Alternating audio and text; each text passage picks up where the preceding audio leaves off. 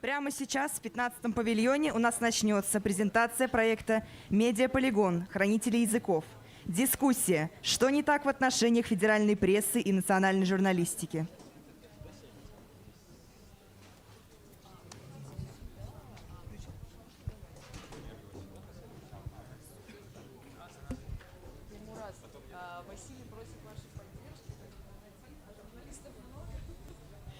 Друзья, всем добрый день. Рады приветствовать вас на фестивале национальных литератур в рамках фестиваля «Красная площадь». Собственно, собрались мы здесь с коллегами, потому что в декабре 2020 года у нас прошел такой проект под названием «Медиаполигон. Хранители языков», и в рамках которого журналисты и языковые активисты, лингвисты создали такую ленту из жизни языковых активистов, хранителей языка.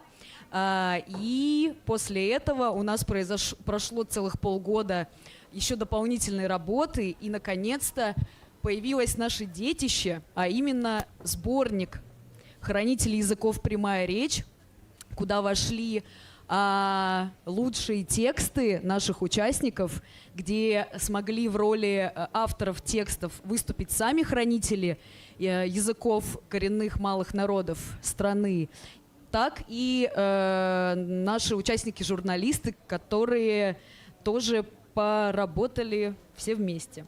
И я рада приветствовать здесь сегодня. У нас образовалась такой баттл в виде Василия Харитонова, сооснователя проекта «Страна языков», Таймураз Бутимиров. Да, Таймураз Бутимиров, наш как раз герой, один из хранителей языка, текст про которого вы также можете найти в этом сборнике, который сможете взять после нашей дискуссии свободно вот здесь. И мои коллеги-журналисты в правом углу ринга – это Виталий Лейбин, главный редактор сетевого издания «Репортер». Виталий. Григорий Тарасевич. И журнала «Код Шрёдингер». И журнала «Код Шрёдингер». Григорий Тарасевич, шеф-редактор журнала «Код Шрёдингер», основатель проекта «Дигитека». В общем-то, и я, собственно, Наталья Телегина, продюсер проекта «Медиаполигон», которая наблюдала своими глазами, как, во-первых, сколько много существует вообще языков в нашей стране, и как здорово, когда получается такая коллаборация журналистов и лингвистов, языковых активистов, и мы, собственно, можем сделать что-то вместе. В общем, друзья, с чего начать? Первым делом, наверное, я дам слово своим коллегам, а именно Виталию Лейбину. Виталий, вообще скажите вот в двух словах, что у нас было полгода назад, с чем мы какой задачей мы вообще с вами задались, как это все произошло и как вообще произошло, как случилось, что языковые активисты и журналисты вместе выпустили сборник. Да, здрасте, дорогие коллеги, очень рад вас всех видеть. Штука была такая интересная. Есть у издательства АГИ и у наших коллег давний проект по литературам России, а у нас литературы очень много. В одном Дагестане национальных театров больше 10 разных языков. Значит, и это практически неизведанная часть нашей жизни, в том смысле, что те, кто находится во многоязыковой среде, они это знают. Но часть населения находится в одной языковой среде или вообще двух, но не наших, да, там русско-английской, там какой-то русско-немецкой. И это вообще огромный мир, который кажется вот с недостаточно коммуницирован вместе. Когда-то он был коммуницирован хорошо, там в советское время переводили национальных поэтов. Но и сейчас перевели, потому что как раз в рамках одного из этого проекта вышла огромная книга «Поэзия», в которой были в основном оригинальные переводы из лучших национальных поэтов, которые, ну как лучших, тех, которых вот сами представители культур и интеллигенции этих народов назвали лучшим. Вот. И вдруг, у нас до этого, до всего, мы это все не знали, а у нас до этого был такой проект «Медиаполигон», который мы сделали, потому что у нас была летняя школа, один из основателей которой является Гриша. Это, короче, у нас, понимаете, как всегда в России невозможно начать без предисловия. Все время приходится какую-то предысторию начинать, потому что большая тысячелетняя история. Хотя китайцы говорят, что у них такая история, что наши тысячелетия, кажется, не очень. Но все равно, короче, было у нас, значит, есть у нас летняя школа, и летом там учатся студенты, школьники, журналисты, всякие другие ученые учатся у друг друга разному интересному, в том числе журналистике. Однажды оказалось, что жалко ждать лета, и молодым нашим коллегам захотелось научиться как-то общаться друг с другом и с нами, и не летом. И так образовался медиаполигон, когда куча журналистов под 300 штук выползает в какой-нибудь город или на какую-то тему, и за сутки, после интенсивного обучения, за сутки в нее погружаются. Ну, надо сказать, бывало разное в этой штуке, потому что за сутки, конечно, это очень быстро все происходит. Вот, например, однажды мы чуть не сподвигли увольнению сотрудников пожарной службы, потому что засняли в какой-то новости о том, как они, выезжая на пожар, курят, например. Или, в общем, там происходит разное. В общем, люди обижаются, там сотрудники пресс-служб тоже всегда воют, потому что 300 журналистов нападают на тему или на город, и происходит такой огромная движуха, в которой что-то другое видно. Там, возможно, эти молодые журналисты, и мы, опытные журналисты, часто ошибаемся, бываем неточны, иногда кого-то обижаем, но все равно, когда столько взгляда такого, взгляда с любовью еще со стороны, то возникает какой-то особый эффект. И мы приняли решение, что, может быть, здорово бы сделать медиаполигон, но не в каком-то городе, а по целой теме, по национальным языкам и публицистике на национальных языках. И это оказалось очень круто, потому что очень много журналистов и языковых активистов значит, приняли в этом участие. Вначале, конечно, началось с подозрительности. Вот Василий Харитонов, выдающийся языковой активист, он сказал, сразу обратился: что это у вас такое делаете? Понапишите тут, все обидятся, мы какие-нибудь языки вместо того, чтобы поддержать, наоборот, погубим. И, в общем, страшное дело. Но мы в результате вступили в коммуникацию, из этого что-то произошло. Гриша, добавишь? Всем добрый день, почти уже вечер. Я не буду начинать с истории Китая. Вот я даже большой взрыв трогать не буду, но я здесь попробую быть не сколько соредактором этого проекта, сколько сочитателем. Я вообще идеальный потребитель. Я москвич, вырос в моноязыковой среде, или моноязыковой, я не знаю, где правильное ударение. Лингвисты сейчас меня могут обидеть за это. Спасибо. Ой, хотите так говорить, так все говорят настоящие лингвисты. Спасибо. Я всегда жду поддержки со стороны лингвистов, когда я говорю что-то неправильно. Так вот, вырос в моноязыковой среде. Ну да, я как-то знаю английский, как-то немецкий, как-то украинский, так худо-бедно. Вот. Но для меня мир двуязычия, мир многоязычия, он абсолютно загадочен. И я с ним соприкоснулся, я признаюсь, я даже не знал, что есть такие языковые активисты. Я знал, есть отдельные народы, которые там отстаивают свою какую-то самобытность. Есть лингвисты, которые ездят в экспедиции, записывают на диктофоны, загоняют в компьютер, а дальше делают что-то мистическое. А вот что есть некие люди, которые тратят свое время, часто это делают бесплатно, продвигая, развивая, изучая языки, этого я не знал. Это было первое открытие. Но это было не самое главное открытие. Самое главное открытие я сделал сегодня, буквально минут 15 назад, когда задумался, а о чем вообще этот проект. Я перечитал материалы и всем вам советую. Вот Наталья, наверное, даст ссылку правильную куда-то на экран, чтобы можно было зайти и все прочитать. Это портал Лес Медиа, там есть отдельный проект «Хранители языков». Вообще всем рекомендую этот портал, основатель Виталий. Вот. вот, я понял, о чем этот проект. Там много про чукотский, про удмурский, про башки, про все языки. Но самое главное, про что эта история, это про русский язык. Почему? Потому что на самом деле большинство журналистов, особенно региональных, очень мучаются в вопросе, когда надо рассказать про какой-то национальный язык, про какие-то национальные традиции, и у них получается какой-то кошмар. Ну, сколько раз вам встречались заголовки «С пламенем души, верой в традиции», «Жизнь, отданная своему народу», «Жить, как завещали наши деды, прадеды и двоюродные бабушки». Вот это вот большая русскоязыковая пошлость, к сожалению, служит часто инструментом рассказа о дико интересных вещах.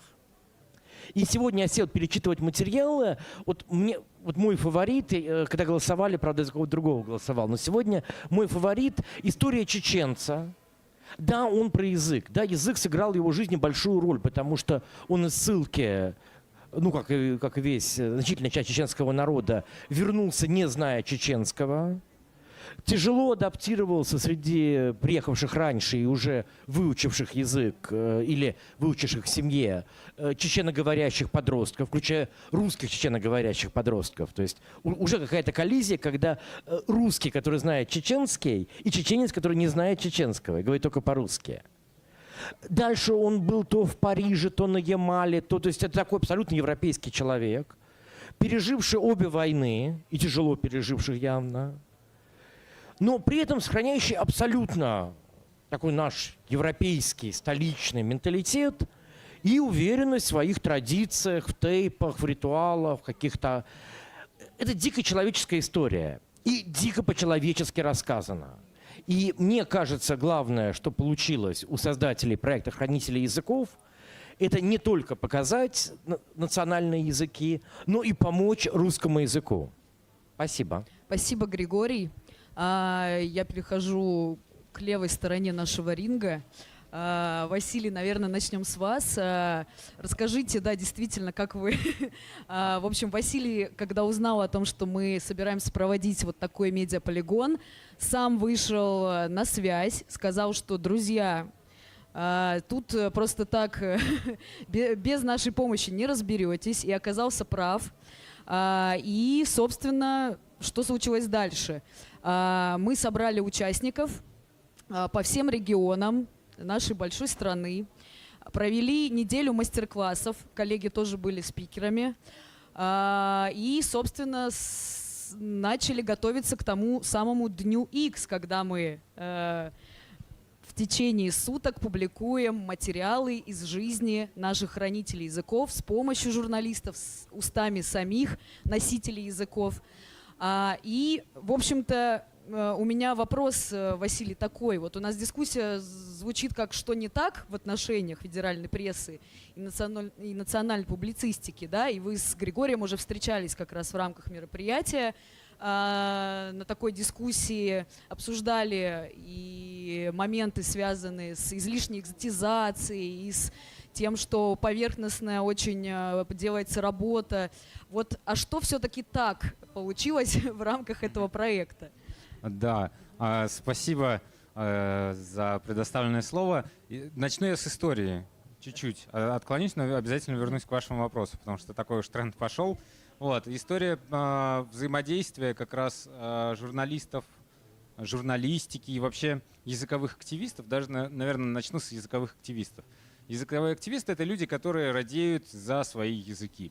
Но почему-то часто языки в той ситуации, когда все привыкли к установкам на один язык, другие языки воспринимаются как некоторая угроза. Ну, возможно, это просто внутренняя сущность человека, такая вполне себе ксенофобная, вот, что другие языки часто воспринимаются как угроза. А языковой активист — это значит человек, который хочет сделать, чтобы стало хуже. Ну, то есть как-то себя противопоставить или что-то в этом духе. Так вот, оказывается, что на самом деле языковые активисты чаще всего, наоборот, крайне положительные люди.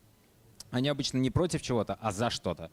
И это важный как бы такой пункт, за который мне хотелось всегда как бы помочь языковым активистам, чтобы о них люди другие услышали, увидели и вообще увидели, каким замечательным делом они занимаются. Но тут одновременно с этим возникает проблема, что языковые активисты сами сидят где-то в тени, они привыкли, что все другие воспринимают их, опять же, как негативных каких-то девиантных членов общества.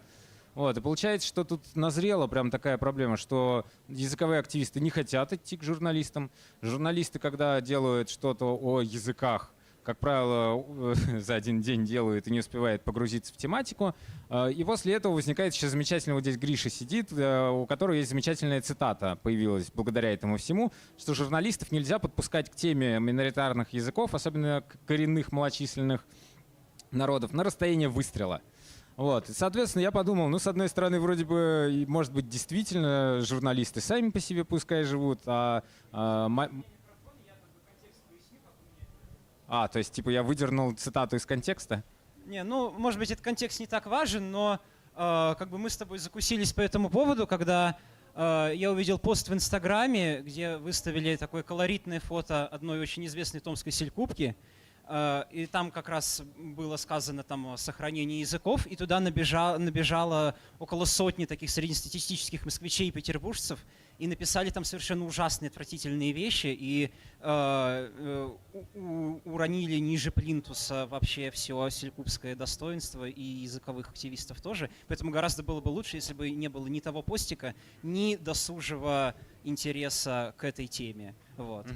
Что касается вот этого начинания, интерес был как раз недосужий. Все, я вам не мешаю. Да. Нет, спасибо большое за комментарий. Действительно, сейчас, собственно, Григорий, прошу прощения, все время путаю, Григорий, и в Григории у нас есть второй, просто показал самую частую проблему, с которой сталкиваются журналисты, к какой бы теме они ни подобрались. К сожалению, везде есть пострадавшие, да, от той самой поверхностной работы, от того, что друг друга не так все поняли. И именно поэтому от того чудесным образом становится вообще удивительно, что мы дошли даже до стадии совместного сборника. И вот Василий, да. Да, я как раз хочу перейти к тому, что я понимал, что эту пропасть надо что-то с этим делать, потому что иначе как бы восприятие языковых активистов будет по-прежнему негативное, журналисты по-прежнему не научатся писать статьи.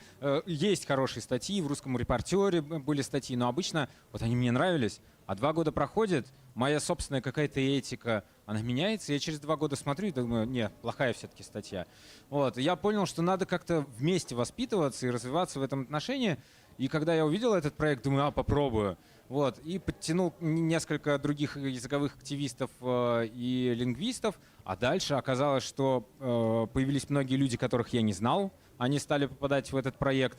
И я смотрю, что и журналисты стали активно реагировать на какие-то вопросы там, критики. У нас там внутренний чат появился, в котором мы высказывали разные мнения. Вот. И, в общем, ребята из моей команды подключились быть экспертами. И я понял, что назревает вот та самая площадка. И в конце концов, когда стали эти материалы появляться уже в черновом и в чистовом виде, я понял, что большинство из нас серьезной критики уже нету. Вот. И большая часть материалов, которые вышли, или какие-то небольшие недочеты все равно бросаются в глаза. Вот. Но в целом, мне кажется, произошел существенный рост. Если говорить в целом про языковых активистов, есть еще такая особенность, что чаще всего в региональных каких-то СМИ появляется информация. И, например, если в Дагестане пишут о чем-то там аварском, например, все более-менее об этом знают. В федеральной прессе обычно уровень читателя как бы такой, что, когда говоришь про какой-то язык, обязательно еще нужно рассказать, а кто они, откуда они. Потому что в Москве люди могут не знать, что есть там чувашский язык в России, а это один из крупнейших языков. И получается, что с одной стороны нужно как-то балансировать между уровнем читателя, между тем, что мы совсем с нуля вводим его в тематику, и таких вот материалов, чтобы прям в одном месте появились десятки материалов о миноритарных языках, языковых активистов, я не знаю таких больше примеров, и поэтому я очень рад, что эта книга и этот сайт состоялись. Спасибо большое, Василий. Я бы хотела дать слово сейчас Таймуразу. Дело в том, что мы очень обрадовались, когда узнали, что один из, собственно, героев наших, опубликованных в этом сборнике, тоже сегодня здесь. Таймураз, если можно, пару слов, как вообще вы оказались в этом проекте и что лично вам запомнилось в работе совместной? В первую очередь хочу поблагодарить за проект. Действительно, очень мощный сборник. И могу объяснить почему. До этого, скажем, да и сейчас мало кто знает, кто такой языковой активист. И если мы слышим о языковом активизме, то это какие-то внешние проявления. Кто-то там перевел мультик, кто-то сделал приложение, кто-то там открыл разговорный клуб и закрыл, еще что-нибудь. А тут вы показали людей. То есть люди от первого лица рассказали о себе. То есть не что они делают, а кто они такие, почему они это делают. Вот это самое главное. И для меня, например, вот этот сборник, и я думаю, для других тоже, он очень мотивирующий. Потому что я вижу, что я вот что-то тут по астинскому языку делаю. Ага, вот тут есть чеченец, тут есть удмурт, тут еще. И вот это дает как бы силу нам всем. Мы понимаем, что у нас языков много, нас тоже много, мы делаем одно какое-то общее важное дело для всех народов. Потому что если что-то получится, вот там у селькупского языка какой-то удачный пример, мы посмотрим, скажем, а хотим так же, давайте сделаем так же. И мы понимаем, что мы вместе, и это здорово. Вот. Касаемо, как я попал в проект. Через Василия как-то ко мне обратились, они хоть и шли, я подумал, ладно, какую-то статью. Потом пришлось с утра до ночи сидеть как журналист, писать статью, завтра сдавать. Вспомнил свои эти курсовые дипломные. Вот. Но в итоге я как бы доволен, материал получился. Вот, и очень приятно. Спасибо Здорово, вам. спасибо большое. Виталий, хотели бы дополнить? Я думаю, что скоро мы немножко погрузим в атмосферу нашего проекта любимыми словами наших хранителей языков, да, и как раз вспомним, и, может быть, вот коллеги помогут нам их правильно прочитать где-то в каких-то моментах. Но, может быть, есть что-то еще добавить из того, как приходилось вообще работать, участвовать? Я бы хотел сказать пару слов для того, чтобы просто, может быть, если у нас получится за это время, может быть, немножко обострить и показать, в чем конфликт. Понятно, что мы тут, мы как бы, с одной стороны, журналисты стремятся быть, внимательными и качественными, но с другой стороны, это принципиально нерешаемая проблема. В том смысле, что вот то, что в чем, собственно, непреодолимый конфликт. Вот мы рассказали про то, как конфликт преодолился, но в чем непреодолимый конфликт, такой рабочий? Он состоит в том, что если мы не хотим писать скучнейшие заметки о том, что с сердцем, с родиной, или как-то еще, как Гриша говорил, а что-то интересное, в этот момент возникает проблема. Кто-нибудь обязательно обидится. И это с точки зрения журналистики ничего. Наш опыт говорит о том, что если тебе герой очерка звонит и говорит, что его сделали на него карикатуру, и он страшно обижен, то нужно не брать трубку и подождать 2 дня, пока к нему не перезвонят и расскажут, какой хороший очерк про него написали. А потом уже он как-то будет помягче. Прямо сейчас я нахожусь в каком-то звонке с пресс-службы одного уважаемого, одного из лучших институтов в стране, где почему-то наш репортер как-то слишком вольно передала некоторые фразы учителя одного директора, и оказалось, что все обиделись. Но чего? Зато кажется, что все-таки, мы тоже будем, наверное, пытаемся как-то меньше ошибок совершать, но при этом важно понимать, что принципиально, как только мы собираемся делать что-то интересное, очень важно всем нам не обижаться. Вот тут, например, в одном из наших текстов сказано про вот что. Что ругаться можно тоже очень вежливо. Это я вот сейчас так сделал. Например, бурят может сказать: «Желаю вам, чтобы в вашем дворе было чисто и цвели цветы». Что означает, чтобы у вас было мало скота, который поедал траву и испражнялся во дворе. Вот это интересно, понимаете? Спасибо большое, Виталий. Коллеги, если вы не против, я бы перешла к такой части. Во время проекта обязательным вопросом ко всем нашим хранителям языка был «назовите ваше любимое слово на вашем языке, но перевод к которому на русский найти однозначный непросто. И у нас получилась интересная выборка. Вот если будет переключаться презентация, то мы увидим ее. Наверное, да, нужна помощь. А может быть, она не включена, да? Ну нет, мы предварительно все. Это как раз слайд презентации. А можно, пожалуйста, презентацию нам как-нибудь? Коллеги, можно, пожалуйста, включить презентацию? Мы ее ждем.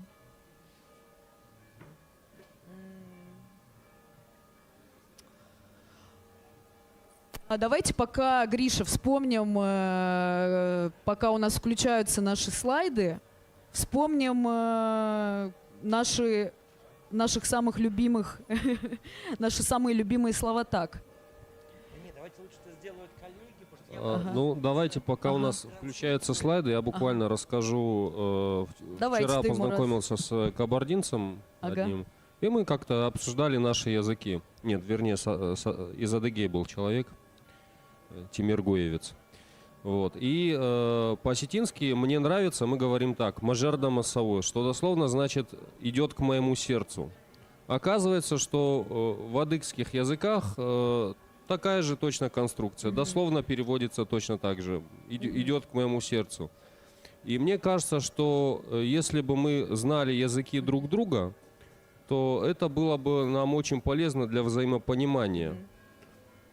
И это как бы очень здорово, когда мы находим какие-то общие вещи. И есть даже вот один активист, Магомед, по фамилии не помню. Да, Магомед Магомедов, есть такой у него сайт Авзаг, кайтагец из Дагестана. И он занимается тем, что создает словари и переводчики с кавказских языков на кавказские, как бы минуя ровные диалекты. Для того, чтобы люди как бы не опосредованно, как бы двойной перевод, я переводчик еще по образованию, это как бы, ну, искажение очень большое. Когда перевод прямой, и бывает, что часто такие слова, вот у меня любимое слово «ахдау», например, да, там обычай, там норма поведения, да, правила, да. Придем, да. И это же слово, аналог этого же слова с теми же значениями есть и у других кавказских народов. Я не знаю, там у адыгов как-то, вот, у чеченцев, вот у них у всех свое слово есть, и те же самые значения содержит. И когда я знаю, например, что вот мое слово, оно эквивалентно тому же слову в языке соседа, я его могу сказать, и мы можем это как-то обсудить, как бы не переводя на русский, потом переводя обратно с русского, то это как бы очень здорово и круто. Спасибо большое, Таймураз. Как раз вы открыли нашу выборку любимых слов, а мы продолжим и посмотрим, что же у нас было еще. Например, на башкирском. Наверное, читается что-то типа «Келе-полтора». Да, спасибо, Василию. Если будете помогать, буду благодарна. Келе-полтера. Слово, которое означает «едет» или «идет прямо сейчас», дословно приближаясь, сидит. Да, потрясающие дела, да. Очень хочется знать все эти языки, конечно, для того, чтобы стать как-то... Ну, вот этот звук читается примерно как «я» без «й», так что «элле». «Элле» — неопределенность. Такое же слово, как «да» или «нет», но обозначающее как бы «не знаю». И эти слова нам как раз назвала Айгуль Рашитова, организатор клуба башкирского языка. Здравствуйте. Не прочитаю, к сожалению. Хаумыгыз. Хаумыгыз. Хгыз. Да, спасибо, Василий. Дальше. Водский язык. Кумика. По интересному стечению обстоятельств. Комика? Кумика, О, спасибо. Маша. У нас как раз здесь находится Мария. Да, Маша, я тебе дам слово, потому что она как раз участник и создатель нашего сборника. Спасибо за слово предоставленное. Да, я участвовала как раз в этом медиаполигоне в ноябре, да, если я не ошибаюсь. Да, и моя героиня — это представительница водской культуры. Мы с ней общались, да, я расскажу, это была трансляция в течение 1 дня. Это были невероятные открытия на самом деле. И вот моя героиня поделилась со мной своим любимым словом. Это слово «куммико». Куммико, да, ударение на первый слог. Это вот именно странный человек, который владеет одним языком. То есть для важан это очень странно, когда человек знает только один язык. Ну, то есть вот человек, он должен знать несколько языков, чтобы уметь выражаться на нескольких, чтобы вот как раз понимать, вот как вы как раз упомянули, что, например, кавказские языки можно переводить один там с другим на другой. И вот действительно знать языки, ну, очень здорово. И очень странно, когда человек владеет только одним, тем более в настоящее время.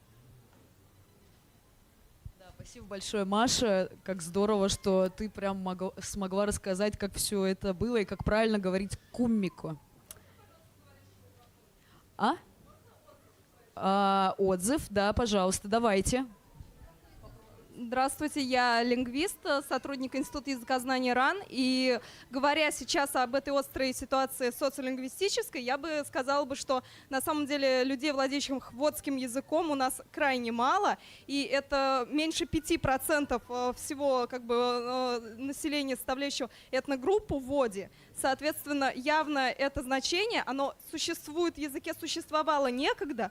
Возможно, носительница поделилась им, но это не означает, что на данный момент для ВОДе странно, и думаю, вот Вася и Таймураз меня поддержат, зная социолингвистическую ситуацию в России, что для ВОДе странно, что у человека один родной язык, потому что мы все сейчас постепенно уходим в эту сторону монолингвизма. Ну, я так понимаю, что это слово из детства.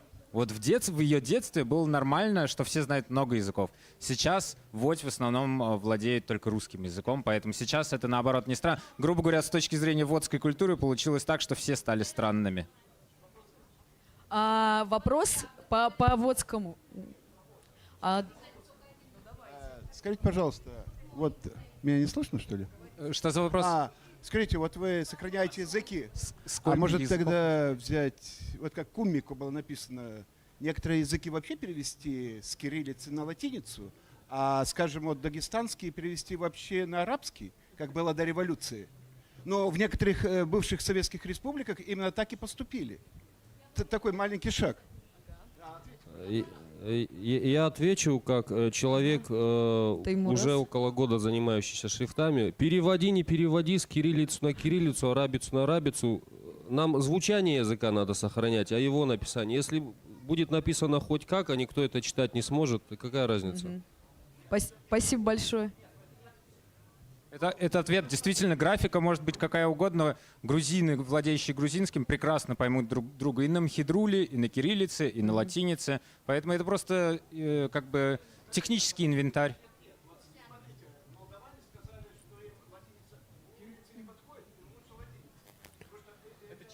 Я скажу, это что уже, да, это вы уже рассматриваете политический аспект для вопроса, языков в России это далеко не первостепенная проблема. Далеко не первостепенная. Спасибо большое, Таймураз. Спасибо большое за вопрос, но я думаю, что отдельно можно в кулуарах продолжить это обсуждение.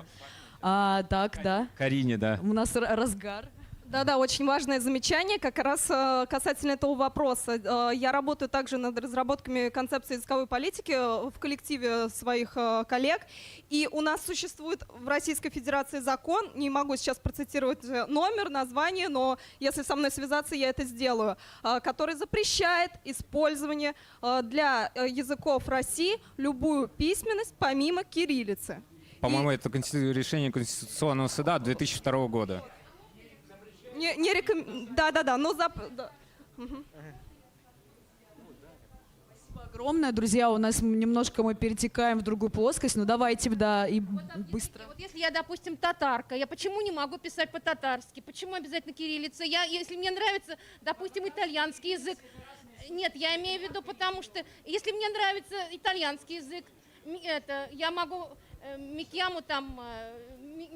Все верно, да, действительно. Но мы говорим сейчас про русский язык. Не было речи о том, что кто-то запрещает.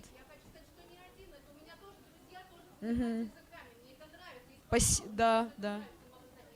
Спасибо большое. А нам показывают табличку, к сожалению, что у нас осталось 5 минут, поэтому мы пробежим быстро по оставшимся нашим словам. Это интересная фраза, которую привел действующий врач и создатель Саха Википедии на якутском языке Николай Павлов. Собственно, звучит она... Карин, может, ты? Карина, мы снова... У меня якутский совсем плохой. Карина, сможете прочитать? Идибите буручом, собака дибите баре. Спасибо большое. А как будет на якутском, собственно, собака, если здесь он... Ит, то есть тут дважды употреблен. Интересно, спасибо. Так, мы продолжаем дальше. Марийский язык. Не могла обойти его, так как сама наполовину марийка.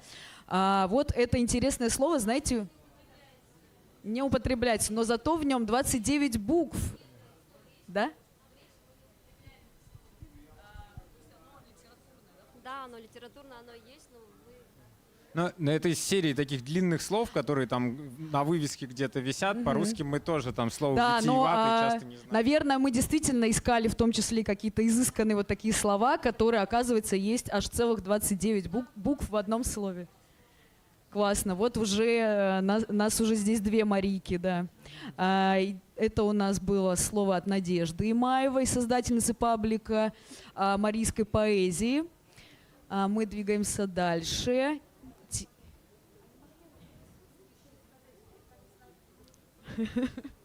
А сколько...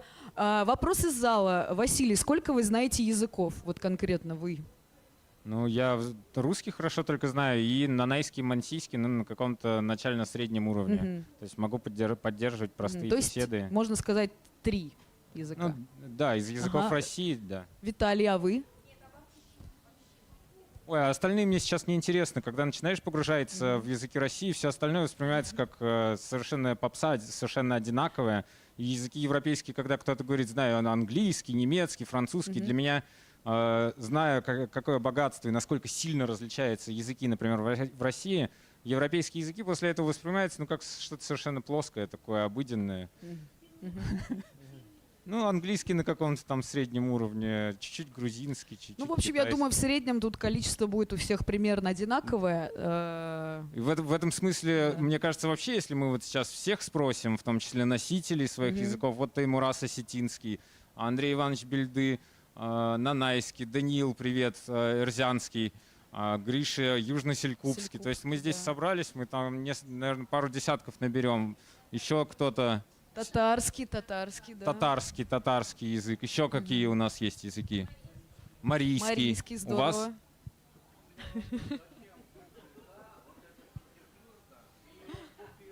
У вас?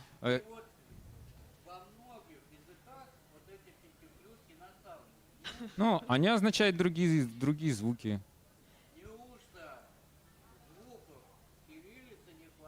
Да, да. Их не хватает даже для русского языка. В кириллице нету таких Да, вот, звуков, собственно, как да. Ц, К, П.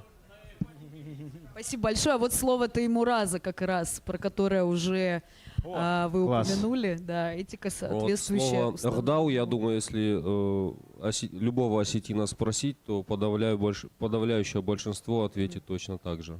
Я так Здорово. думаю. Да. Да, собственно, вот и Таймураз.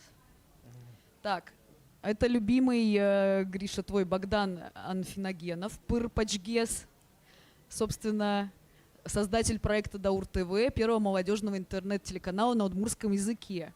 Пыр-Пачгес на удмуртском означает, ну, примерно подробнее, скажем так. Чукотский язык. Лыгаровитлят. Лыга. О. Лыгаровитлят. Вот в конце льхят, я так понимаю. Сложно это произносится, да. глухой. Это Екатерина Елизарова из Певека. Кстати, хи — это такой звук, который часто попадается в чукотском, есть в хантыйском. А где он и в здесь некоторых присутствует, других. этот звук? Вот, в конце. Ага. И на самом деле это глухой «л». То есть он звучит совсем по-другому. Иногда со звука он фу, что ли. А это просто как л. Но в этот момент голосовые связки отключаем.